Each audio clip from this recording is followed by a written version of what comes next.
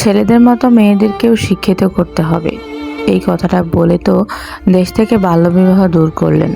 আসলেই কি দেশ থেকে বাল্যবিবাহ দূর হয়েছে, নাকি কিছু কিছু মেয়েদের বাবা মায়েদের কপাল পড়েছে? কারণ এইসব মেয়েরা পড়ালেখা বাদ দিয়ে দিনরাত করে মেকআপ আর মিনিটে মিনিটে করে ব্রেকআপ। এদের বয়ফ্রেন্ডের আবার নাই কিন্তু অভাব। এরা যেখানে সেখানে নোংরামি নষ্টামি করাই ওইসব মেয়েদের স্বভাব। এদের নিয়ে কথা বলতে গেলে এদের বাবা মা আবার উল্টো আপনার সাথে জড়িয়ে যাবে তর্কে।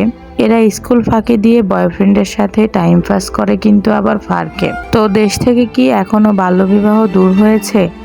আপনারাই লক্ষ্য করলে দেখবেন, বাল্যকালেই কিন্তু তারা তাদের মা বাবার মুখে চুনকালি মেরে বাড়ি থেকে টাকা পয়সা দামি স্বর্ণ অলংকার নিয়ে পরপুরুষের সাথে ভাগে। আরে কাকা, আপনাকেই বলছি, আগে থাকলে সময় মতো দিয়ে দিন আর বিপদ থেকে মুক্তি পান। আর হ্যাঁ, এই কথাগুলো কিন্তু সবার জন্য নয়, কিছু কিছু মেয়েদের জন্য, যাদেরকে আমরা সহজ ভাষায় 12 বাতারি বলে থাকি।